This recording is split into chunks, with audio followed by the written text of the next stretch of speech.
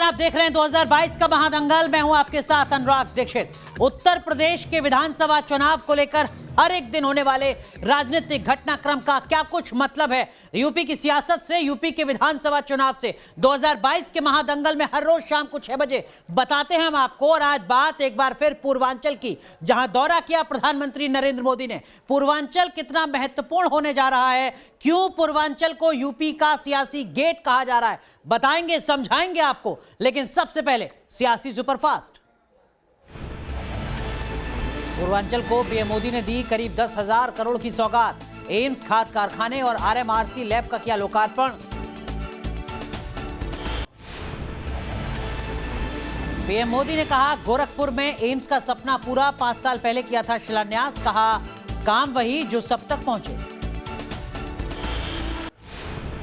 ये मोदी का बिना नाम लिए समाजवादी पार्टी पर बड़ा हमला। कहा लाल टोपी वाले यूपी के लिए खतरा, माफिया और अवैध कब्जों के लिए चाहते हैं सत्ता।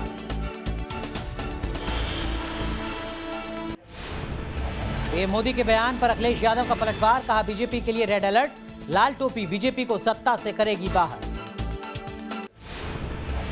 पीएम मोदी बोले डबल इंजन की सरकार में तेजी से काम, नए भारत के लिए कुछ भी असंभव नहीं। गोरखपुर को सौगात देने के लिए सीएम योगी ने पीएम का आभार जताया। कहा पूरा हुआ 30 साल पुराना सपना, मोदी हैं तो मुमकिन है। सीएम योगी ने कहा पहले बीमारी के चलते पूर्वी यूपी की होती थी पहचान, बीमारियों पर पहले की सरकारें रहती थी मौन। गोरखपुर में एम्स से इंसेफेलाइटिस जैसी बीमारियों से लड़ने में मिलेगी कामयाबी, बिहार और नेपाल को भी होगा फायदा। सीएम योगी ने कहा देश को मुफ्त में दी जा रही है वैक्सीन, यूपी के हर जिले में मेडिकल कॉलेज बनाएंगे। गोरखपुर में पीएम मोदी का जोरदार स्वागत, कई राज्यों के कलाकारों ने नृत्य से बांधा सभा। गोरखपुर में सीएम योगी का हवाई सर्वे, 600 एकड़ में फैले HURL का लिया जायजा, अधिकारियों से ली पूरी जानकारी। प्रयागराज में सामने आई कांग्रेस की बड़ी गलती, मंच पर लगाई रेप पीड़ित की तस्वीर, बाद में मानी गलती। अजय लल्लू ने कहा किया जाएगा सुधार। मेरठ में समाजवादी पार्टी और आरएलडी गठबंधन की रैली, अखिलेश जयंत चौधरी ने मिलकर योगी सरकार पर बोला हमला। हरदोई में यूपी के मंत्री नंदगोपाल नंदी का अखिलेश पर बड़ा आरोप। कहा एसपी सरकार में पुलिस भर्ती के लिए ली गई 5 से 20 लाख तक की रिश्वत। लखनऊ में 8 दिसंबर को महिलाओं के घोषणा पत्र जारी करेंगी प्रियंका गांधी। अखिलेश के 0 सीट वाले बयान पर भी किया तंज। कहा ज्योतिषी हैं क्या अखिलेश।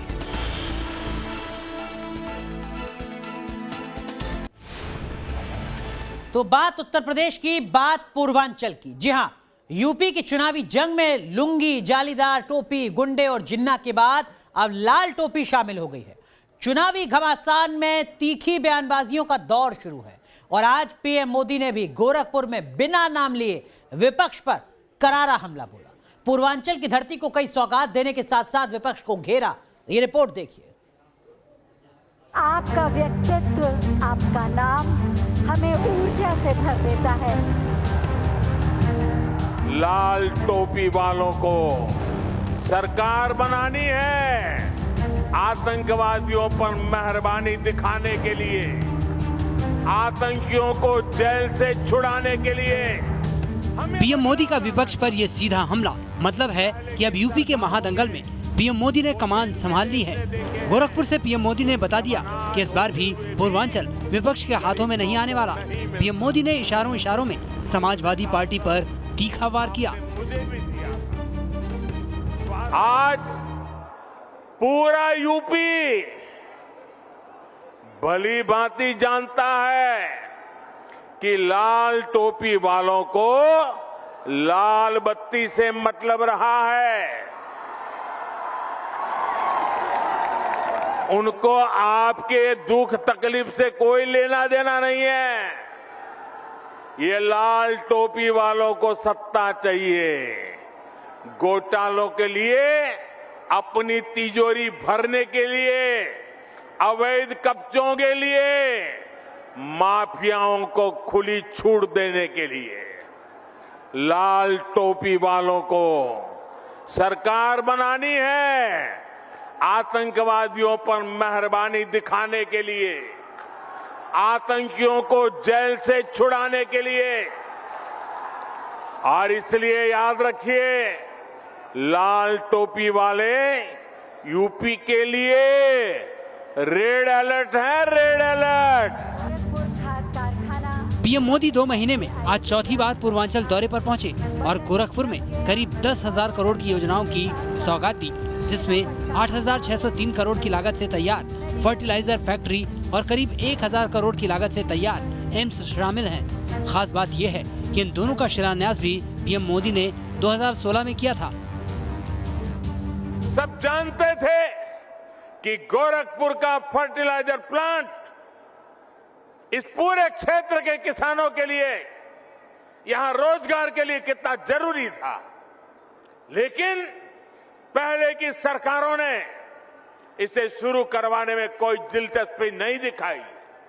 सब जानते थे कि गोरखपुर में एम्स की मांग बरसों से हो रही थी, लेकिन 2017 से पहले जो सरकार चला रहे थे, उन्होंने एम्स के लिए जमीन देने में हर तरह के बहाने बताए। अब अंतर्राष्ट्रीय स्तर 2022 के लिए बीजेपी का पूरा फोकस पूर्वांचल पर है, इसलिए पीएम मोदी और सीएम योगी लगातार पूर्वांचल का दौरा कर रहे हैं, क्योंकि एक तो पूर्वांचल में ही सीएम योगी का गढ़ गोरखपुर है और दूसरा पीएम मोदी की संसदीय सीट वाराणसी भी पूर्वांचल का ही हिस्सा है। पीएम मोदी ने जहां विकास के एजेंडे के साथ साथ विपक्ष को घेरने का प्लान बनाया, वहीं सीएम योगी भी विपक्ष के गढ़ में सेंध लगाने में जुटे हैं। विपक्ष पर लगातार हमले कर रहे हैं। समाजवादी पार्टी की सरकार के समय तो अराजकता ही उसका पर्याय हो गया था।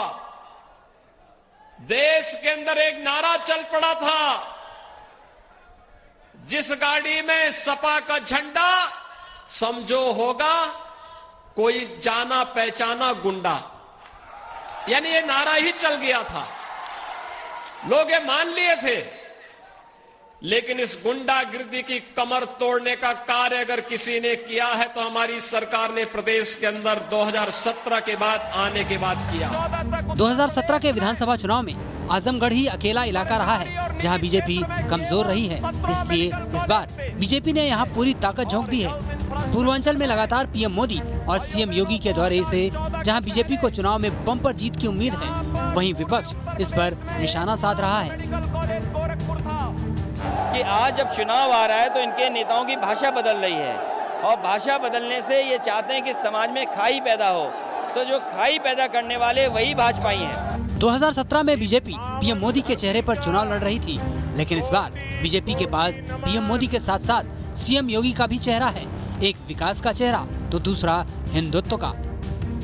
इन दोनों ही चेहरों से इस बार बीजेपी पूर्वांचल में सत्ता का समीकरण फिर बदलने की तैयारी में है, जिसकी तस्वीर बयां करते हैं पूर्वांचल में एक के बाद एक हो रहे विकास के काम और काशी से लेकर मिर्जापुर के धार्मिक स्थलों का सौंदर्यीकरण।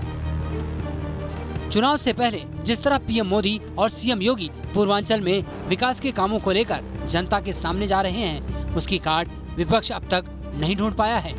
गोरखपुर से अविनाश सिंह और दीपक श्रीवास्तव के साथ टीम न्यूज नेशन। तो देखिए, रिपोर्ट तो आपने देखी, लेकिन इस बीच समझना यह भी जरूरी है कि यूपी का पूर्वांचल क्यों सियासत में अहम है। सबसे पहले जरा यह समझ लीजिए आंकड़ों के जरिए। पूर्वांचल में दरअसल में उत्तर प्रदेश के 24 जिले आते हैं।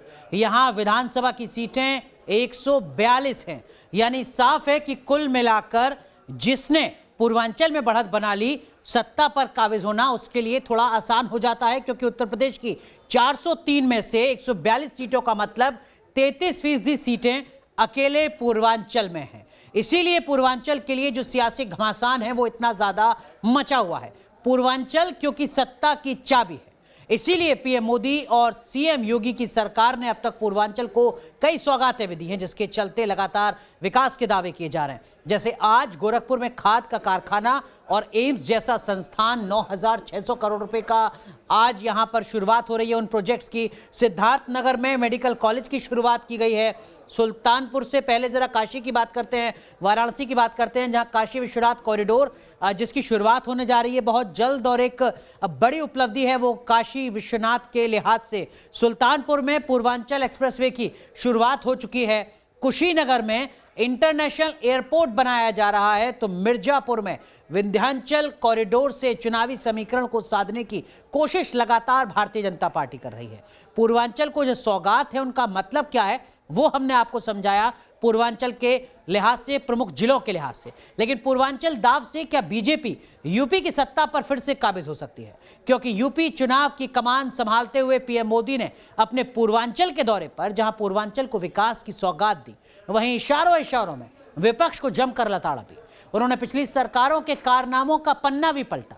ऐसे में सवाल यही है कि क्या पूर्वांचल के रास्ते बीजेपी लखनऊ में सत्ता का सपना देख रही है? भारत माता की। धर्म, अध्यात्म और क्रांति का नगरी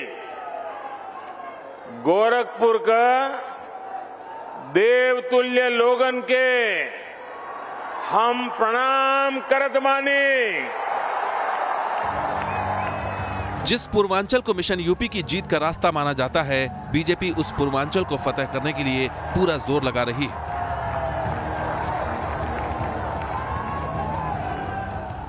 लंबे इंतजार के बाद पूर्वांचल की ये वही जमीन है जिसने देश को अब तक 5 प्रधानमंत्री दिए हैं और जहां से पीएम पहले भी पूर्वांचल के विकास की जरूरत बता चुके हैं। लिहाजा विरोधियों पर सियासी वार और तीखे हमले के साथ पूर्वांचल में विकास का एजेंडा बढ़ाकर बीजेपी यूपी में दोबारा सत्ता हासिल करने की तैयारी में लगी। आखिरकार पूर्वांचल में ऐसी क्या खास बात है कि बीजेपी यहां पूरा जोर लगा रही है? दरअसल यूपी के इस इलाके में कुल 21 जिले आते हैं। इन जिलों में विधानसभा की 130 सीटें हैं। उत्तर प्रदेश में लोकसभा के कुल 80 सीटें हैं और इनमें से 26 सीटें पूर्वांचल में हैं। अब जरा ये भी देख लीजिए कि पूर्वांचल को यूपी की सत्ता पर काबिज होने का रास्ता क्यों कहा जाता है। 2019 के लोकसभा चुनाव की बात करें तो पूर्वांचल की 26 में से 19 सीटें बीजेपी, 2 सीटें उसकी सहयोगी अपना दल, 4 सीटें बसपा और 1 सीट कांग्रेस ने जीती थी। वहीं इससे पहले 2014 के चुनाव में बीजेपी ने इनमें से 23 सीटें जीत ली थीं, अपना दल को 2 और 1 सीट एसपी को मिली थी। इसके उलट 2009 में चुनाव में बीजेपी को इनमें से केवल 4 सीटें मिली थीं, वहीं एसपी बीएसपी ने 9 सीटें जीती थीं। कांग्रेस के हिस्से में 4 सीटें आई थीं। यूपी 2017 विधानसभा चुनाव की बात करें तो बीजेपी ने पूर्वांचल की 100 सीटें जीती थीं और सत्ता पर काबिज हुई थी। 2012 विधानसभा चुनाव में समाजवादी पार्टी ने पूर्वांचल से 84 सीटें जीती थीं और सत्ता पर काबिज हुई थी। इस लिहाज से पूर्वांचल की सियासत की अहमियत यूपी में समझी जा सकती है। अब पूर्वांचल के सियासी मिजाज को भी समझ लीजिए। 2017 के विधानसभा चुनाव में बीजेपी ने पूर्वांचल की 130 विधानसभा सीटों में से 100 सीटें जीती थी। बीजेपी का ऐसा प्रदर्शन तब था जब योगी आदित्यनाथ मुख्यमंत्री नहीं थे।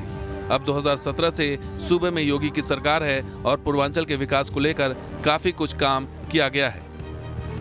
करीब महीने भर पहले ही पीएम मोदी ने पूर्वांचल को एक्सप्रेसवे की सौगात दी थी। इससे पहले 20 अक्टूबर को कुशीनगर इंटरनेशनल एयरपोर्ट का उद्घाटन किया था। इसके बाद 25 अक्टूबर को उन्होंने सिद्धार्थनगर से उत्तर प्रदेश के 9 मेडिकल कॉलेजों का उद्घाटन किया। योगी ने भी मुख्यमंत्री रहते पूर्वांचल के विकास को हमेशा से अहमियत दी है। इसके साथ ही पूर्वांचल में मोदी फैक्टर की भी अहमियत है। पीएम मोदी पिछले 2 महीने में 3 बार पूर्वांचल आ चुके हैं। खाद कारखाना और एम्स की सौगात देकर बीजेपी पूर्वांचल में विकास के रथ को तेज करने में जुटी है। गोरखपुर में पीएम मोदी की सभा के दौरान मंच पर अब इन तस्वीरों पर गौर फरमाइए। अपने साथ मंच पर पहली बार एनडीए के सहयोगी दलों को जगह देकर यूपी में सियासी संदेश देने की ये कोशिश है। अपना दल एस की अध्यक्ष अनुप्रिया पटेल और निषाद पार्टी के प्रमुख डॉक्टर संजय निषाद का पीएम मोदी के साथ मंच साझा करने का मतलब साफ है। बीजेपी पूर्वांचल में जातिगत समीकरण भी साधने में जुटी है। पूर्वांचल के 95 से 100 सीटों पर निषाद मत अच्छी तादाद में हैं।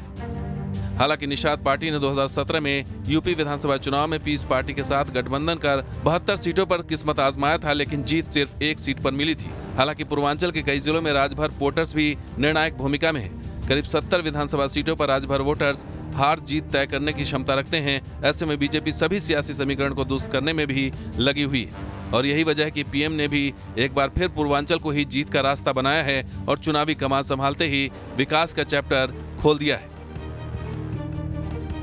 Team news nation. 2022 के महादंगल में एक छोटा सा ब्रेक, तुरंत हाजिर होते हैं।